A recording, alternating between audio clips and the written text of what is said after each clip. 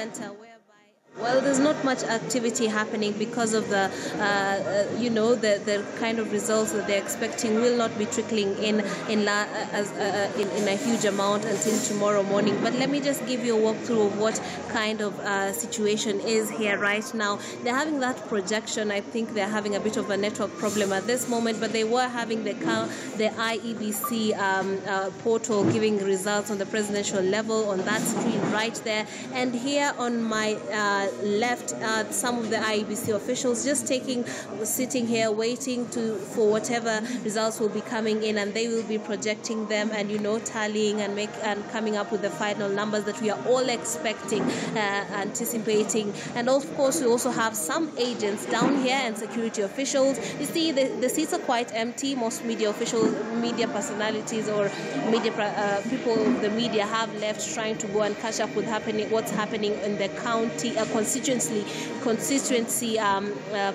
tallying centers. But clearly this is going to be an interesting thing, because a lot of people have been here trying to just have a look-see and see what's happening this early. But tomorrow morning we expect a lot of activities going to be here. A lot of headway will have been made by these officials who are sitting here.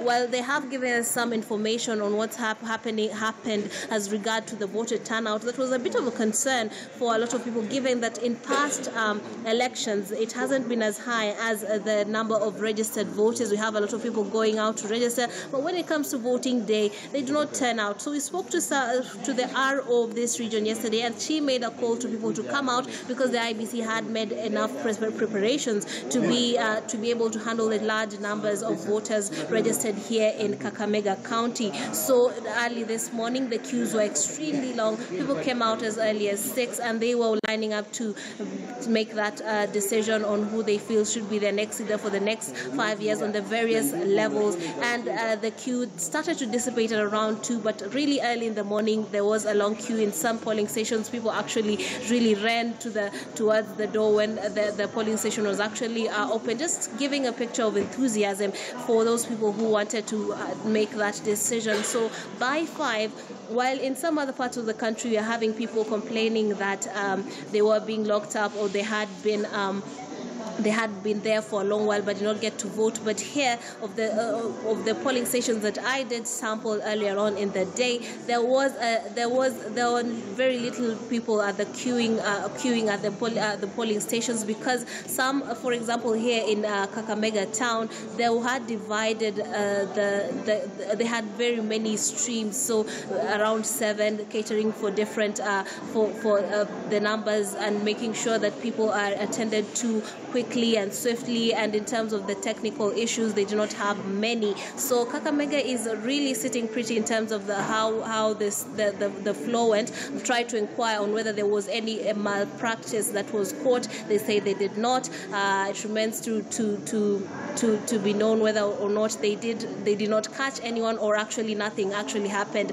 that was inappropriate in terms of the votes. But so far so good. We'll be catching up or going to the constituency tallying center just to find out what's happening, what activity is there. But as far as the county tallying center goes, not much is happening, but a lot of anticipation is on right now.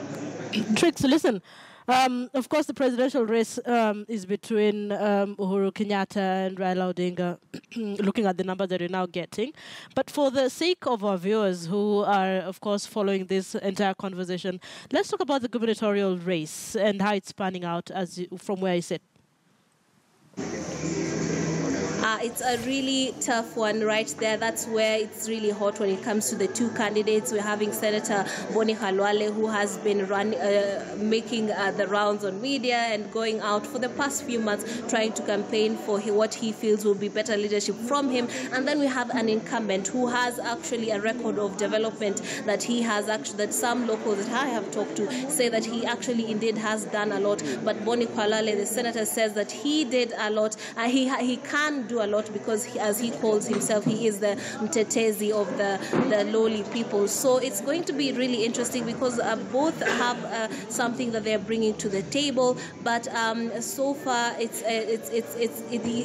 anyone's guess. But this is the biggest thing right now, and everyone's eyes are on that, just to figure out who's going to be Kakamega's next senator. And whoever, like I said a few days ago, whoever is going to be taking this seat is going to be someone who takes advantage of the vast resources in Kakamega, which include the people who are suffering from a lot of unemployment and poverty. We are having a lot of fertile farmlands in terms of the economic situation of Kakamega County, not as well as some people would hope for. So these are some of the issues that people want to be addressed, as also education and those common things that affect the common mwananchi. So we'll be keeping an eye out to see how the numbers trickle in and who will be in the lead or who will be showing promise of becoming the next governor of Kakamega County. Great, Trix. I'll cross over to you a little bit later on in the night as we wait for those results.